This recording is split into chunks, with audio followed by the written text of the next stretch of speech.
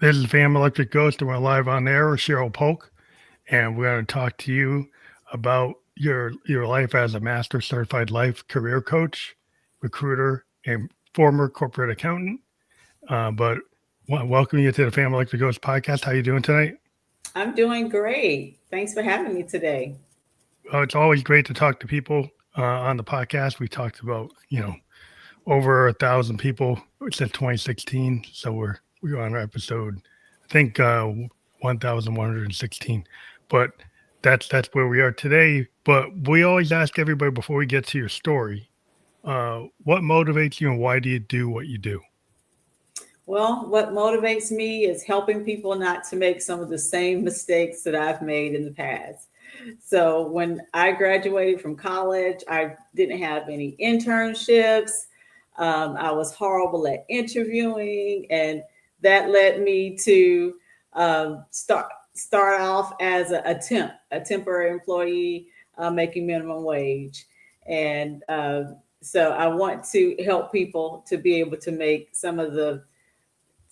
make some of the mistakes that I made in the past. So I think it's good to kind of pay it forward and help people, with the life lessons like this, being a teacher is a cool thing to do, or being you know, um, a life coach or any kind of coach. I have couple of jobs. I have bunch of different hats. I'm a software guy. I'm a software design, but I also, I'm a podcast producer and I'm a music producer. And kind of like you teach, students, like musicians are, students to me. And it's cool to take all the lessons you learn. I mean, I'm 57. So if you run into a 20 something, you can kind of show them the breadth of your experience so they don't fall into the same traps. absolutely, absolutely. And sounds like you have both sides of your brain going. You have the tech Yeah. side and the creative side. That's great. Yeah, I've always kind of been like a Renaissance person. I was always kind of driven that way. Because I've always had one foot in like music and creative arts and one foot in like science. But science is kind of an art, in software design, there's a lot of art to it. There's a lot of science to it, a lot of math, but a lot of it Yes. is like feel. It's like anything you get to, even talk to doctors and they say, well, it's kind of an art, you know. But I think what happens is like you just have to decide what's important. A lot of times people feel like art, oh, that's not important, but I found a way to merge it into like left and right and in my regular business, because people always today companies are always looking for, how do we get creative people? Well, creative Hmm. people kind of think outside the box. So you tend to the problem with corporate America, they would like to be in the box. Yes, So if yes, you want very somebody that thinks outside the box, you have to have a way to attract them so they don't leave. absolutely, Or you find a absolutely. way to like go to an environment where it's a law of attraction, like you fit. So I used to be in a lot of big corporations, and now I'm in a smaller company, like a startup. I find that the smaller companies are more willing to deal with my kind of left right brain thing. And so you have to kind of find like who's your tribe, who's your group of people. And that takes some time to figure out because everybody tells you, here you go with the big guys, go with the big. But sometimes that doesn't work if that's not you. That is so true. That is so true. And I have a similar story. I tell people all the time, I love business. I love every aspect of business. I just hate corporate America. And when I was talking about how I started off at a temp in a temp role, well, it did benefit me starting off in a larger company because within 5 years I was able to go from being a temporary employee making minimum wage to working my way up to being over the accounting department for a division of a Fortune 500 company. So it did help, having access to a large corporation with lots of opportunities. But I was the person who was, looking out the window and wondering, wow, what are they doing out there? What are the other people doing? And I knew it was something different, that I wanted something more. So that's what caused me to leave corporate America eventually. Yeah, I think a lot of people have to kind of pivot sometimes because like I think people have an idealized vision of like, oh, I get to where I want to be. And Hmm. then when they get in there, it's like, oh, this is not what I expected. this is not what I really want. I've actually talked to like lawyers that decided not to be lawyers, doctors that decided not to be doctors and went to other things because once they were like they were in it, and it's like, well, it's not actually. I'm not happy. Like so, you have to kind of come to terms. Like, are you happy, or are you actually feel like you're being like you're in the right place? Because sometimes like you're not, but you might try to force it. You know. Yes, yes. And I have a great example of that. I once had a client, he had been working in his field for 15 years, and he was now leading people. And so when I did his resume, he decided to just do the same thing. And so, but once he started the interview process, and the good thing is he got like numerous interviews within 30 days, but it helped him to realize, I don't want to do this anymore. And so, even though he had done it and he enjoyed it, he realized that Want to that pivot. time was over. And so we were able to look at some other things that he had done in his background. He decided to go with, learning and development. And so we rebranded him and marketed him as a learning and development person. And he found interviews in that. So yeah, sometimes you have to do some things that you don't want to do in order to knock that off your list and then to move forward in something that you're really more passionate about. Yeah, it's really hard today because I remember it used to be, I don't know, 5, 10 years ago. If I was on LinkedIn, I'd be getting like offers like all the time. Um, and I'd have to be like not taking things, but like what I noticed in the last 2 years, like LinkedIn has totally changed. Right? It's become Yes. more like for influencer type career people. People are like posting like it's Instagram or Facebook or TikTok. And Yes. and I'm Yes. like, where? How do I find a job? I'm not trying to be an influencer. So what's going on here? Why is it changing to this? It's like, where is the place where and I actually ended up going into my Rolodex and just approaching somebody I had worked with 3 years before and asked them if they had a gig. And then I got the gig I'm in. But I did, you know, I was able to get that through like a direct connection rather than the old method. The algorithm wasn't working for me anymore. And I'm just Right. interested, have you found like maybe there's some secrets there? I think I've run into a lot of IT people saying that they're running into this issue where it's like the algorithm doesn't seem to be really, it's like 500 people for this one job, 1,000 people for one job. It's like hard to find like your niche. Yes, that's true. Well, the thing is networking has changed. So whereas we used to network in person and go to conferences and people still do that type of networking, but yes, now we have the whole social networking component. And the thing about LinkedIn is it's the number one sourcing tool for recruiters. So as a recruiter, I go there because I still work part time as a recruiter because I like to make sure I stay on top of industry trends. I like to know how the applications are looking, how the app flow goes, applicant tracking systems, the entire thing. So I love staying on top of my craft. And as a recruiter, that's the number one sourcing tool for recruiters. So if we don't have the app flow that we want that's coming into the system, then that's where we go. We either go to Indeed first and then also LinkedIn. So it is important to make sure your brand, your personal branding is up to date there. Make sure you have something on that page, have your about us section intact, your headline, and to make sure you have a lot of the important keywords out there as well. And then staying engaged is very important to stay engaged. I've seen quite a few people get quite a few job offers out there just by listing that they're open to work. Sometimes people have that pride and you don't want people to know, oh, I'm looking for something. But on Mhm. LinkedIn, anything goes. You can just go out there and post, hi, I've just been laid off today. I have 15 years in software engineering, and I'm looking for front end web developer role. And within a couple of hours, you will have several hits from recruiters and other people giving you opportunities and giving you job leads. So that's the benefit of being out there on LinkedIn. Yeah, I just found that at least in the career path I was in, which was Mhm. like life insurance technology, because some changes in the industry, also because of COVID, the industry took a hit. and they started to do a lot of automation, a lot of not hiring as much as they used to.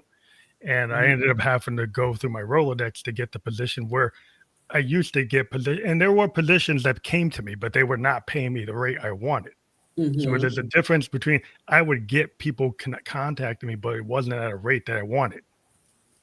I would Right. get 5 or 10 people a week, but they were lowering the rates. So it was like I wasn't going Mhm. for that. Right, right.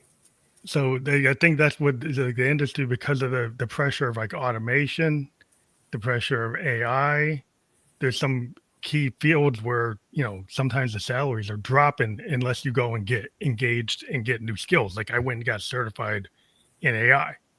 I got certified in a lot of different Google certificates and Chat GPT and all Gemini and all these things. And so if you stay up to date, you can still do well. It's just a matter of sometimes you have to kind of reinvent yourself. Absolutely, yes. Upskilling and reskilling are both very important. Upskilling, if you decide to stay in your same industry, you just want to add that new software package or those certifications and training, and then reskilling if you want to transition into a new career. So, absolutely, you definitely have to develop a plan and make sure you stay on top of industry trends for sure. And just like you said, how you mentioned a lot of the positions that you received previously or through networks or people you knew going through your Rolodex, that type of thing. That's a lot of people's same stories. And the thing is, sometimes once those connections run out, then they're left with doing the good old fashioned job search. And then that's where I come in. A lot of people are really clueless about actually looking for a job out there and how it's done and being able to nail that interview, because a lot of people haven't even had to do a lot of interviewing because they knew Yeah, someone. And yeah. so yeah, Yeah. just helping people that way is yeah, very rewarding. Could you have somebody that could be like an example? Like they could be in a same position for 15 years. They never really had to go out. Maybe internally they posted, Hmm. and then they're living in a world where sometimes they're like, they people don't want a resume that's like 10 pages long. They want you to summarize what you did in 3 or 4 or 5 pages. Problem is, like, I had the opposite problem. I've been a consultant for like 20 years. And I had a resume that was like 20 pages long. I've been in Japan. I Oh worked in wow. multiple industries, banks, and different things. So there's all kinds of things on my resume that, like, on LinkedIn, it's really long. And I get hits, and people tell me you shouldn't have it that long. But then I get the jobs because I have a lot of skill sets. And so a lot of people will say, "Well, cut it down." But like, if you cut it down, you might miss an opportunity because you wiped out something that's in there. So then that's how's the balance between if you've got a long career with a lot of different examples. How, do you have to go and tailor make it for each position that you apply for, or what's your advice?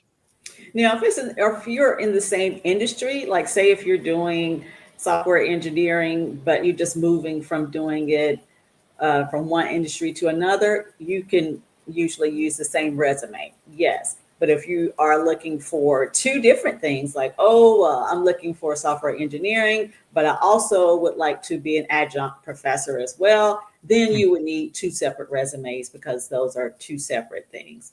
really And yeah, and totally different career than the yes, other. exactly, exactly. And I will say a 20-page resume nowadays that might end up in the that might end up in the trash folder because that's a lot. That's a lot. It is pretty much industry standard not to have more than 2 pages. Statistically, 2-page resumes outperform 1-page resumes. So definitely the 1-page resume, because back in the day they used to tell us, oh, we want that 1-page resume, but that's definitely outdated. But you definitely don't want to have it too big. So 20 pages is a lot. Now I will say you were in a high demand industry. So when you're in a high demand industry, also like health, like right now I'm doing some healthcare recruiting. So we don't really care if a nurse has 20 pages or 1 page. We just Yeah, need a nurse right now. So yeah. My example is like I know COBOL. COBOL is something that was really big in the 90s. It's in the 2020s. So if my right. resume doesn't have some of my 90s position, doesn't show that I can do the COBOL. Right. But then I also know how to do .NET. and Oracle and blockchain. And so there's examples like if you have a skill set where you're a highly technical person that's got different phases, what I've found is what they tell you can't have it that long. Not that it's 20 pages, but it made like 8 pages. I've gotten jobs with it being 8 pages, and I never really had to cut it down. I had to refine it, but not cut it down. So I understand some people are looking for certain things, but then certain skill sets that people don't have. They don't teach COBOL anymore. So Right.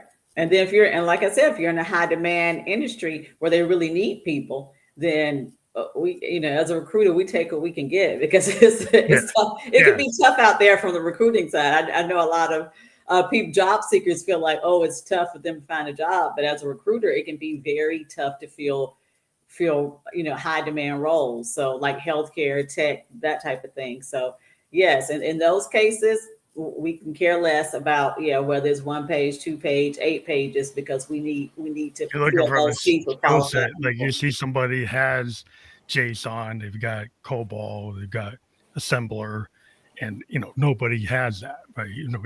They have JSON probably, but the idea is though, it seems like I was saying, like a lot of things seem to be based on kind of like an influencer style. Hmm. People doing like articles in there making, they're actually kind of presenting on these job platforms like it's like Facebook, TikTok, or Instagram, and there are pitfalls in that kind of approach. Because then people start maybe not doing things that are business appropriate. Oh, absolutely. Just like I tell people, even with their profile shot that's out there, their headshot. A lot of people have other people in their headshots, and that's not appropriate for a business website. Or a lot of times they just don't look approachable. Sometimes people are looking mad on their head on their headshot, or just might have a little bit too much skin showing, depending on what industry they're in. Now, sometimes depending on your industry, it can vary. So that depends as well. But if you're in a very conservative industry, if you're an accountant, then you might want to Yeah, look banking, a little bit more your conservative and also insurance. smile. Yeah, if you're insurance banking, you know, Right, Wall Street, or you probably don't want to do something that you do on TikTok. right, exactly, You know, exactly. And and a the nice thing, smile always attracts people. yeah, but I think that's something that's cool is I've seen people actually give examples of like their work. I mean, they're not taking something they did exactly at work, but like research. Like somebody goes and like researches like something about AI and writes an article that can actually trigger a lot of interest, right? Because I Yes. actually did some articles about like use of energy with Mhm. like CO2 impact of AI to show like that you have to kind of think about the business case of how you use the AI because it actually has a cost to overall environment. And so the people like were happy that I pointed out that type of thing, which is kind of a common thing, but I did the research to kind of write that up. But you can kind of treat it like a research. You can do like a research paper level thing and post that to your on something that's related to what you do, and that can kind of show like the how to of of your thinking, like so people can see your thinking, see your style, and then you can end up getting opportunities from that type of thing.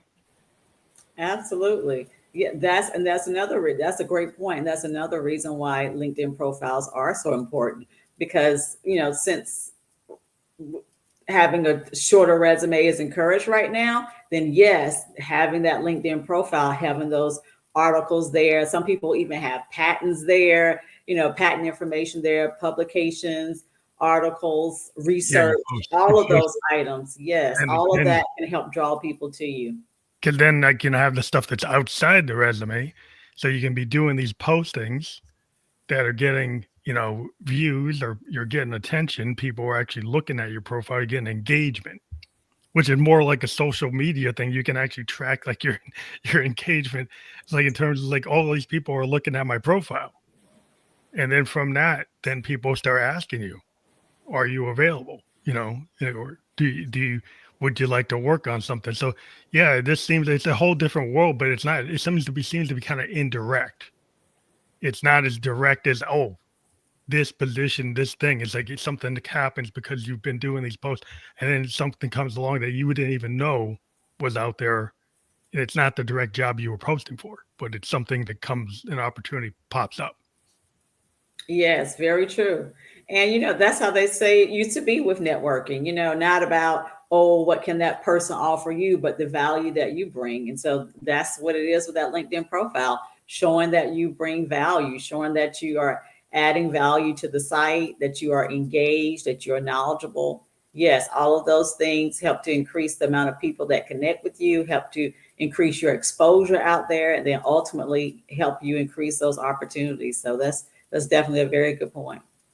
Now, with the resume writing, there's all kinds of people out there saying they're going to, make sure your resume, is it ATS is the system? Is that the Mhm. system that you got to make sure that it's ATS that compliant or friendly? Yes. And then, Very true. keyword search friendly, direct and to the point, maybe is, relevant. And then that when you get into an interview that you actually can speak to what you have on it. Cause I've heard stories lately being pushed up a lot that people get into, they have a really good resume. Hmm. Maybe AI helped to write it. They get in the interview and then they can't actually speak to what's in their because maybe they didn't write it. And that's kind of the danger of maybe having a tool write it, but not actually reviewing what you put in there close enough. Cause you should be able to speak to what's in it. Absolutely. There are three things I usually tell people. Make sure you know the company, know what their products and services are, know their competitors, know about any recent mergers and acquisitions, and know your resume. That's what you mentioned there, knowing the value that you bring. Because sometimes also when people assume that hiring managers know what's on their resume, so they don't want to repeat what's on the resume. But sometimes hiring managers are coming directly from a meeting Yeah, they and have a they week. don't really even remember what's on your resume. That they barely, know who's sitting in front of them. So definitely want to know your resume, and then knowing what you want, knowing the type of position that you want, knowing the type of environment that you want to work in, knowing the type of people that you want to work around. So yes, all those things are very important for sure. And tough questions, like I think one of the questions that's always like a tough one for some people is like, can you tell people about, something that was like a mistake you made? Sometimes they come Hmm. out and they ask you like, what was like the worst situation you were ever in, or what's like a mistake that you made? And then some people get hung up because they don't want to really show that they've ever messed up. But the thing is, like, you can't bake a cake without breaking eggs, right? Like, so you have to learn how to deal with like the lesson learned. Luckily, in software design, we have a lot of lessons learned. We have a lot of things that we wanted to do, and then things didn't come out right, or we had a happy accident, and it actually was better than what we were going to do. Which means like we had an unplanned outcome that was actually better than what was in the project plan, and we actually went with that, and we had to argue for that rather than the original project plan. So then we actually didn't make the project plan, but we did something better than the project plan. Yes.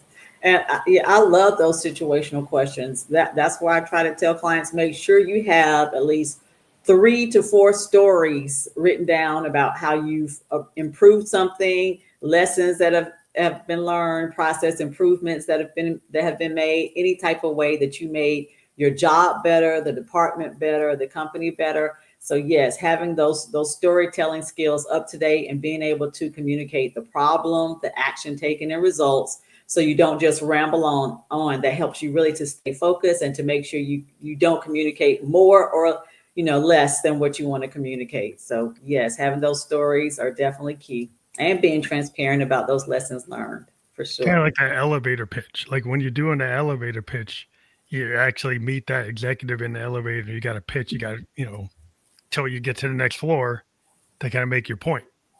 And so, like, how can you succinctly and like really make the case? Can you actually get them like an author to get somebody to get pulled into your story and not tune out your story? Like, how do you learn things like musicians? We can learn how to read the room, Hmm. and realize if we're bombing like a comedian, Right. we can realize like we can actually make a shift in real time to correct that, like the comedian who corrects the bad joke or the bombing joke, and actually, so that didn't work, but I can recover Yes. instead of staying on plan. Staying on plan when the plan doesn't work is not really gonna help Right, exactly. Well, and that's why having specifics, that's what really helps you stand out, having those stories. Because when you give a generic answer, I can tell you as a recruiter, it's hard to remember that person. Nothing stands out, and you're kind of left flat, and you're kind of thinking, let me just speak to somebody else. You want to keep interviewing, but when you find that person who's engaged and they have those stories and they're able to give you that full circle with the story, the problem, the action taken result, that helps to stick with you. So yes, stories help to really help to land those interviews and help you to make a connection with the person who's doing the interview.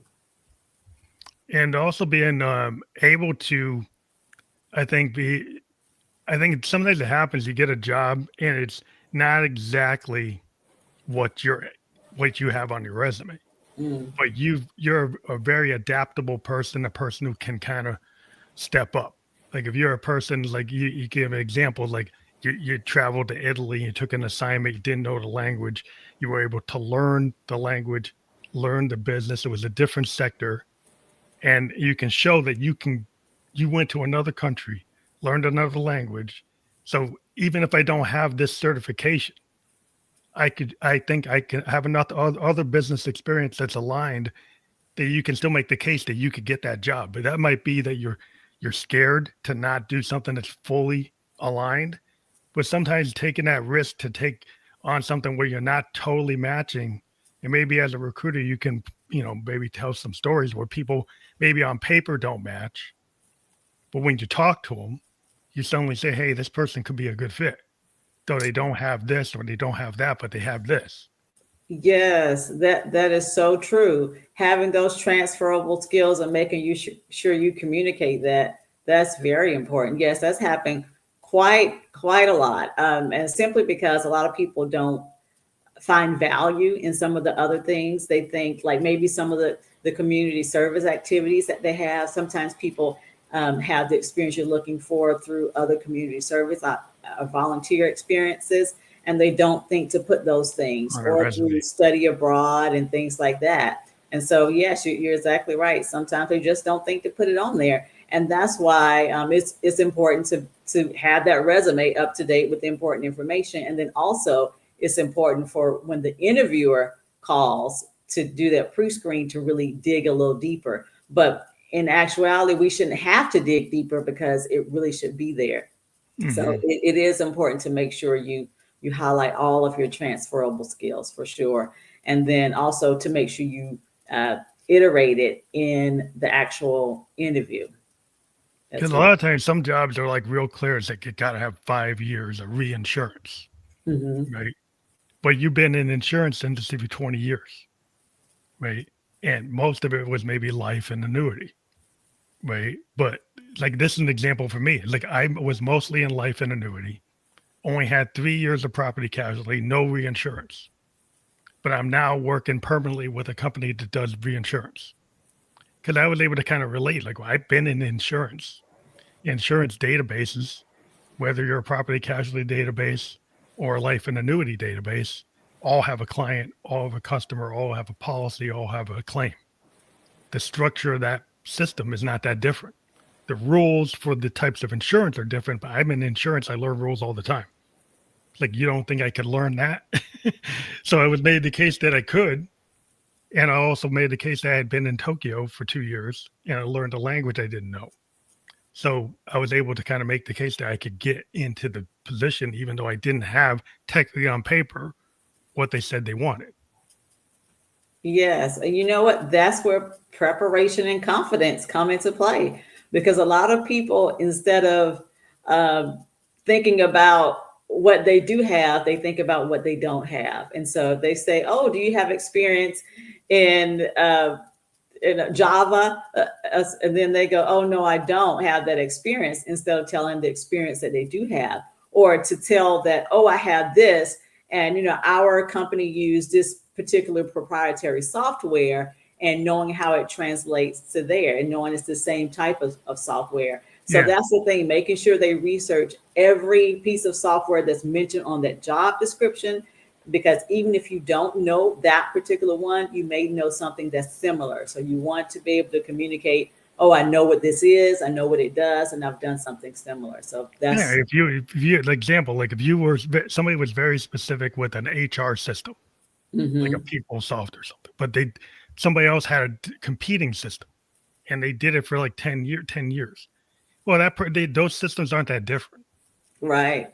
So somebody could say, well, I don't have that, but I got 10 years of this one. They say, well, yeah, it's transferable. Like probably 30, 40 days, you could probably pick up what the equivalent thing is and do it. Depends on whether or not that company's willing to take the ramp up time that they don't know it exactly, but they're in the space. They're like at 70, 80% there. So is that better than somebody who doesn't have anything? Or maybe this Absolutely. person's personality was so good in the interview that they actually exceed the person that knew 100%. You never know. Absolutely.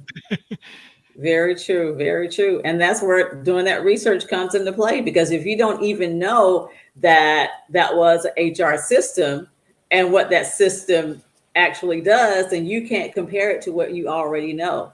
Yeah, So if you it'll work. see something listed that you don't know about, you definitely want to do your research to find out, okay, what type of software is this, and how how does this translate to what I've done already and what my company is currently using, or being able to tell that, oh, I don't have that yet, but I did just enroll in that class and I'm learning it now. So, Yeah, like everybody talks about Salesforce and they want people who yes, got 5 years of Salesforce. But what if somebody else had been using a sales system, but it's not Salesforce? right, right. So, well, but I've been in the industry this many years. I don't have Salesforce certificate, but I have equivalent experience. So even though, like you said, like you might not even apply because, well, I don't have that cert. And a lot of times, I got into computer science and I wasn't even a programmer. I Mhm. was sociology, political science major. What I made the argument was that you got positions like in between being a programmer and being an architect. Is like, do you have a position where somebody does research, somebody makes presentations, somebody talks to business? So I kind of found what we call the business system analyst back in the Mhm. 80s. And I made the argument that a college grad coming from a liberal arts college like Bowdoin, where I went to, that I could get into IT because I had the skill to learn and write research and do the work in that capacity, where I thought that could be a bridge to the C-suite and the technical people. I could kind of go both worlds. And I said, like in my spare time, I was kind of like hanging out with these guys in Alpha Delta Phi and making video games. And it wasn't on my resume, but so I showed that like I can actually program in Pascal, and do that. So then they said, oh, they gave me a chance. Like Mass Mutual gave me a chance. I got in, and it was you know, kind of blue skied it. And then they found there was a position I didn't even know it existed. Nice. Well, you know what though? The thing that you had that unfortunately some people don't have, you had that confidence to know. You knew that, okay, I can do. You had that belief that, okay, if I did this, I can do this, and that's important to be able to communicate that during the interview. That, okay, yes, I've done it before. I can do it again. So having that confidence is key for sure. And be able to transition, because we're like living in a transition age, right? And a lot of people are kind of either transitioning on their own or being kind of into a forced transition. So like, what's your advice for people who are like, right, people who are being more proactive in making that transition on their own volition? Like they're making the decision, they can stay where they are, but they're making a decision to move, versus kind of people who are being kind of like made obsolete by some tech. Like some AI is actually getting rid of programming positions. It's Right, actually getting rid right. of some business analyst positions. Um, so then it's like, well, how do I survive that? You have to learn how to transition. Like you got to upskill. You got to what could I learn on YouTube for free? What could I learn paying for something? What could I learn taking some course at a college or some. So you look at like what can you afford? What can you do? What time do you have? Right? Exactly, absolutely. So what I usually tell people to do is assess four things. It's four L's: like, lifestyle, life balance, and longevity. So number one, just think, do I like what I do? Because some people go to work and they hate what they do. Now, I will say this: a lot of times we feel like I have to love what I do or be passionate about what I do. But the other day, I went into the T-Mobile store, and the saleswoman there said, "I love what I do." And she said, "I'm not passionate about it, but I like it because I enjoy the people. I enjoy the people I work with, and I'm able to make commissions on Hmm. on the products I sell." So she wasn't necessarily passionate about it, but she liked it. And then also knowing, will this support my lifestyle? Will this pay my bills? Will this help me have some of the things that I want in life? And then also, will it give me work-life balance? Because it's great if you like it and it pays the bills and it gives you the lifestyle you want. But if you have to sacrifice your relationships with your family and your friends and your children because you're working all the time, then you have to really assess, okay, is this really worth it? And then lastly, having that longevity, because just like you said, AI is coming, right? Yes. Either AI is coming, or they're moving jobs overseas, like they've been doing for years. So just seeing, okay, does this have longevity or opportunity for long-term growth? So yes, it's important to make those assessments and reassess that 1 year plan, that 5 year plan, that 10 year plan. You have to kind of like do some work. Like I noticed there were trends in my industry. It was like insurance, and the life side was getting kind of weak in the Hmm. IT area, but property casualty and health was like heating up, tons of work. Yes. But life and annuity was going down, not going anywhere, because there was a time where it was big, and then it kind of dropped off, Hmm. and so then you have to like, well, do you go and learn new tricks? Can you learn a new thing? Thing is, Right. like, sometimes it's like, well, is that just a young person's game to learn the new stuff, or can you actually learn it? Like you're like in your 40s or 50s, 60s. It's like, are you? And it's like age is just a number. Like you can at any age decide to do something. You don't have to be locked in. It's like a mindset. So how much Yes. like when you talk to people about looking at like the challenges of career transition, do you have to get into like mindset with them as like the first part? Absolutely. Definitely about mindset. Because some people, they just know that they don't want to do what they're doing, but they don't know how to look at it. So it's important sometimes, if you don't have that type of self-assessment, that self-reflection, those self-reflection skills, to kind of have somebody to ask you those tough questions. And it's important to look at your past. It's important to look at the things that you're naturally good at. It's important also to think about things that people have said to you. That I remember when I was a child, my mom said, "Oh, you've always been good with money." She just said that all my life. That was all I heard. "You've always been good with money. You've always been good with money." So when I went to college, the first thing that came to my mind was accounting, because my mom said I was always good at money. And so I'm actually very happy I still have that degree, because you can never go wrong with having that Yes, foundation, for always have it. sure. Always a And I job. did enjoy doing it for a while, but all of those things can help turn on that light bulb as far as, what am I supposed to be doing? And also your pain. Sometimes a lot of people figure out things that they want to do because of the challenges they've overcome. I went to this conference. It was like a conference on mental health.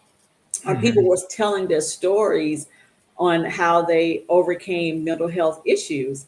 And a lot of those people, because of what they overcame, a lot of the people on the stage wanted to become counselors and therapists and psychiatric nurses. And all of those things were,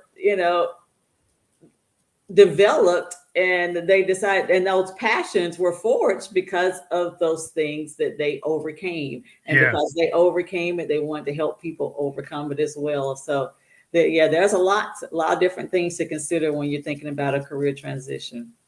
That's the thing in the creative space is like a lot of things that artists are able to take their vulnerability and Mhm. kind of put it into their work.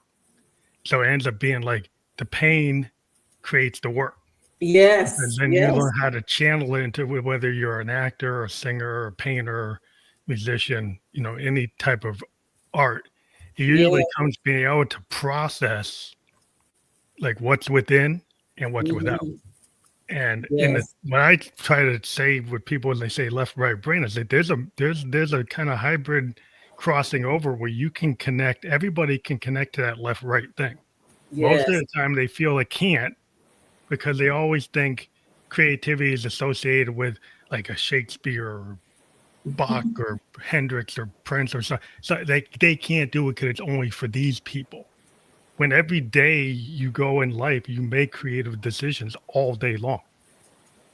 And so it depends on that you might not value the decisions you're making, but you are a creative being. And so once you start to trust yourself and feel that it's safe to access that stuff, then you can actually start to make progress. But I think a lot of times Yes. people put a wall, and that wall stops you from developing. That is so true. A lot, you're right. A lot of times we think about the pain creating the passion when it comes to, like you said, music, because we hear about, oh, this person, how Taylor Swift writes about a lot of a lot of previous Relationships. relationships or heartbreak and things Yeah. like that, or people write poems because of, to overcome, sadness from a death or whatever it might be. But then also the same thing, pain points in business. If you've been on the other end of a call and you haven't been able to reach a representative and you're in that long queue and you've been Yeah. waiting for an hour, just knowing those pain points from a business perspective, that will help you to be able to say, okay, let's look at our system and make sure See, we someone yeah. can So you speak can to make a someone creative quickly. solution. There's like the whole idea of the creative drive that creates like business cases. Yes, The business cases aren't just like algebra. Business cases are kind of like an art and science. yes, It's very true. like every company has like their little secret sauce, right? Of how they interpret the thing and come up with their solution. And there's a lot of art and style to everybody's approach. So and then you get people who are attracted like the law of attraction. Some people like a certain approach. So like the Apple approach versus the Microsoft IBM approach. Yes, Apple felt like the design of the computer was important, how it looked, how it felt. They didn't just need to be like an accountant machine. It had to have some kind of style to it. There was like an art to it. And even to this day, it's like a different perspective on those machines versus these other machines, where this is a business machine and this one's more of a creative machine. You see a lot of art, like authors, musicians, painters, designers using Apple, and accountants and actuaries using IBM type PCs. So it came to yes. like different point of view, different same. Both machines can do the same things. They actually can, but there's like a style difference. Very true. And it's amazing how we do have those science art overlap connections that happen every day, and we don't really think about it because we might not label ourselves as a creative, but we all have the ability to create and to bring life and to bring change. And so, yes, just looking at it in unique ways to see how we can bring that into what we do on a daily basis and make our jobs better. So yes, that's very important, that intersection between science and art for sure. Now, if you have a high school graduate who's looking at like what can I do to get a job versus somebody who's in college choosing a major, um what I found is like there are technical skills you can get, like Google and Amazon and a bunch of like even Salesforce, they have these certificates people could get. Hmm. And I've seen like high school graduates go get Salesforce certificates and Google certificates and AWS certificates, and then intern and then get into the job and then back into a college degree, but still be Yes, able to get into the thing because maybe they didn't have the money or they didn't have the time because they're working and they're helping out, or they just couldn't pay for the 4 year college, but they still want to get there. So there's different ways to get there, right? absolutely. That's where their creativity comes in once again, because a lot of times you might have apprenticeships. You might go and be an apprentice under someone like, electrician and that type of thing.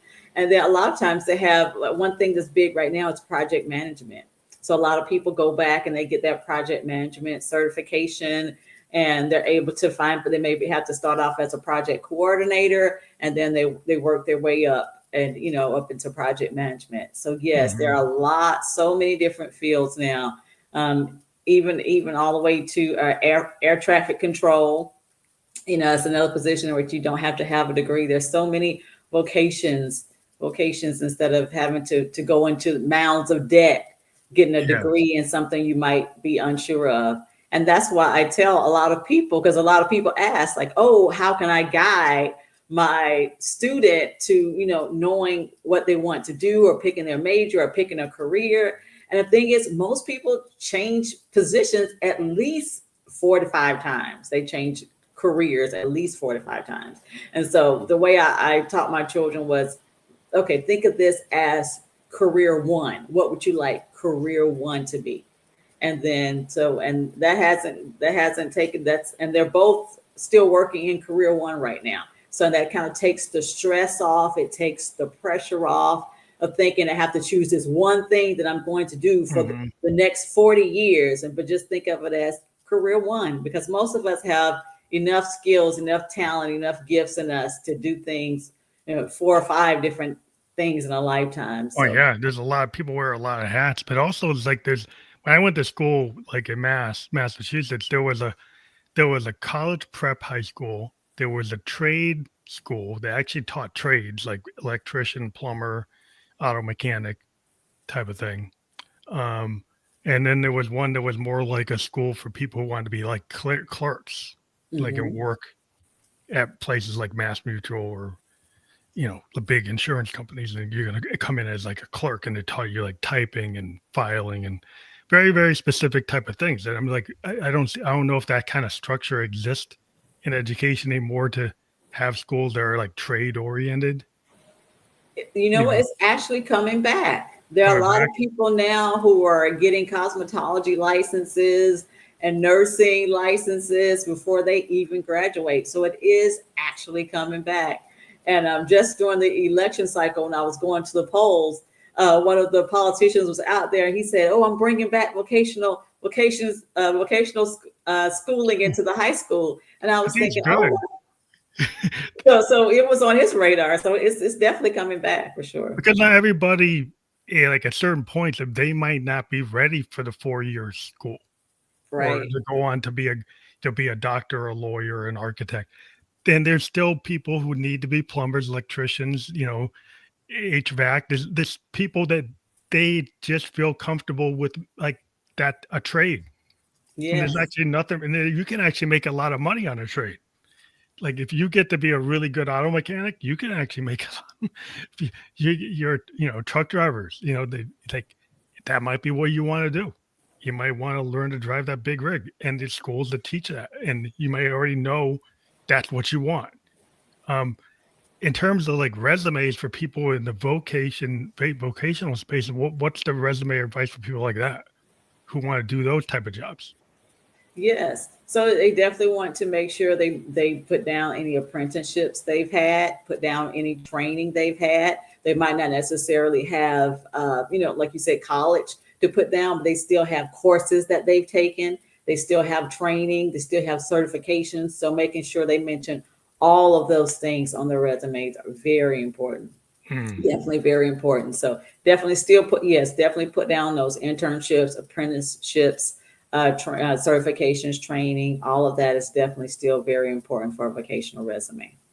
That's cool because I think there's some people find that like it's like different strokes for different folks. It's like not everybody's gonna be at a point in time. It's like I've run into people like later in life, they go back and they get their degree. But at the Yes. time when they were like, they weren't ready. Hmm. Sometimes like you don't want to spend 100,000 if you're not ready. Exactly. 200,000. Exactly. You have to kind of know yourself because then you're like, oh, your parents and yourself will be like, well, we owe all this money and I wasn't ready. Right, exactly. And you know what? Things are different now. See, before it was like if you didn't continue on right after high school, then the chances of you going to college were very slim. But now we have all types of non-traditional students. We have students taking classes at night, we have online classes, we have people where you can do it, part-time online or in person and evening classes. So there's so many different opportunities now. So we know it's not as much pressure as, ooh, we have to make this decision right now. It's okay if they decide to go out there and do something that they don't like, and then later decide, okay, yes, I think I do want to get my degree. So yes, that's definitely more acceptable now than it was before. And the thing about transitioning, because like we were talking before, like people sometimes wear a lot of hats. Yes. So like, you could be like let's say an example, like somebody's an accountant, but they also like to do sound engineering and they actually do the soundboard every time a Hmm. band comes into town and nobody even knows that's what they do. Eventually they might decide that like, you know what, I'm tired of being an accountant. I'm gonna go do this full time and go with this rock band and be the sound guy with that band. So sometimes like your passion thing, Yes. Yes. sometimes because you wear these different hats becomes this thing, but you know what? I'd rather spend all my time doing this. And I actually do it, but it's like the side gig. Then the side gig becomes the main gig. Yeah, that's how it goes. And you know what? And that's why it's okay to have your passion as a side gig. A lot of times people think right away, oh, I love to, draw. I love drawing and painting. Let me try to do this full time right away. Well, sometimes you might not be able to, but if you're still doing it in your downtime, maybe you're teaching it to the local children at the community center, or you're still selling things on Pinterest or Etsy, that those type of things. Sometimes those opportunities come, and then as you continue to stay engaged, as you continue to perfect your craft, sometimes those opportunities come. So yes, it's definitely important to wear those numerous hats and to not give up on your passion just because you see it can't be the primary source of income right now. That doesn't mean it can never be the primary source of income. And then And that's also what just a lot of Mhm. small businesses and entrepreneurs, they come from that, They Yes. come from the fact that your side gig or your so-called hobby and Yes. becomes your main thing. I mean, Jeff Bezos was running Amazon out of his garage and it wasn't doing that well. And initially it was kind of like he's doing it and it wasn't really working. But Right. over time he perfected it and look where it is. It's like massive billion-dollar company started out of the garage, kind of like what happened with Steve Jobs. But like your passion thing can become the big thing. It Yes. depends on how much drive you have and the willingness to kind of go roll with the punches because it doesn't always work the first time. Absolutely. Absolutely. And then sometimes when you've been doing it on the side, then you can have that aha moment, and then that creativity hits you and you can see, I can do this, but in a different way. And you might, rethink how you thought this display of this passion might look, and you might decide, okay, I thought I was going to just sell my own artwork, but now I see I'm going to create a website where I can show my artwork and other people can show their artwork, so you can be able to rethink and recreate how that passion looks in actuality. So yes, Yeah, and then the that's business case actually works. Like the initial business case might be like, oh, it's just a hobby. But right. with some tweaks, the hobby can become a real job. And not only a real job, it becomes like your entrepreneurial ticket out of being 9 to 5. Yes, very true. Very true. And it's because like you're passionate what you do. If you're passionate about what you do, you end up showing up and it's not work. It doesn't feel like work. Like the podcast here, this doesn't feel like work to me. But podcasting can be your main gig. There are people that do it as their main gig. happens to be it's not my main gig, but I still love to do it. I've been doing this in 2016. So at some point, if I ever tried to, invest heavily, I've been doing it. It's not like it's an overnight thing. It's like something I've been consistently doing. So once you have something that you're comfortable doing, you can always try to ramp it up, and then eventually it can grow legs. Absolutely, because that's actually how I stumbled upon becoming a career coach. Starting off as a recruiter and then seeing the need. And that's the thing. Sometimes you're out there, you don't understand what the need is until you run across it. And so me seeing as a recruiter that wow, a lot of people have awful resumes that I can't pass You can fix along. it. You saw a problem. It's like I can help. Right. Right. You see that problem and you decide you want to be the solution. So You go out because it's service. It's like people have a problem. You can have a service. A service is something that you can monetize, and then you can actually turn it into a business. And that's what people, life coaches find. People have problems. Everybody has a unique problem, but you might have a way, like I like to be a problem solver for people's individual issues. And I love, the coaches I run into is like, they're just very passionate about taking on every new person they meet. And it's exciting to them that they learn how to, help somebody else because they found some strategies that they think other people could benefit from, and they can evolve. It's not just like 10 steps for everybody. Everybody is unique. So, it's an opportunity. The fact that people are so different is the opportunity because everybody has a little yes. bit different problems. So there's customized solutions for everybody. That is so true. That is so true. That's when sometimes people I've never met online, they might send me their resume and they may say, "Oh, can you tell me what I should do next based on my background?" And yes, I can, but do you really want me to do that? Is that how you really want to find your next position? Because you may be that might cause you to Stay in something you don't want to stay in. exactly, or move into something you don't want to move into for the next 10 years. And I don't want you to blame me for Yeah. you being Yeah. unhappy for Yeah, the it's next kind of 10 like you gotta look at yourself as like, what do you want? Some people look Right, outside exactly. themselves for the solution.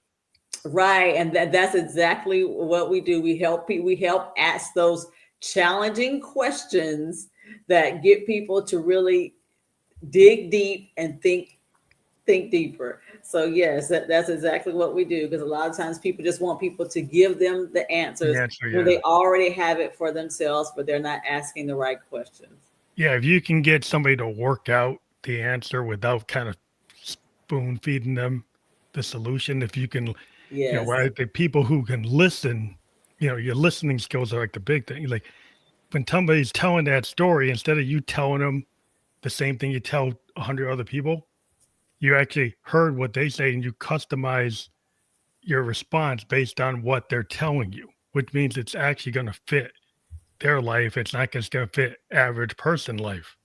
It actually Correct. fits their unique life.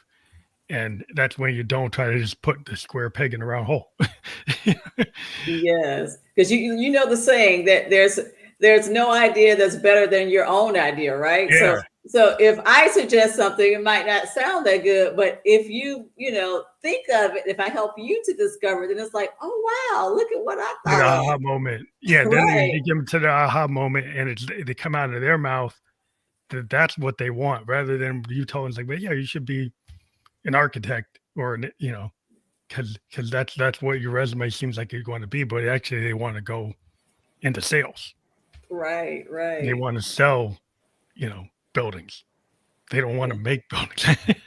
It's like so that's a different thing. It's like you might not pick up that until you actually hear what they're talking about.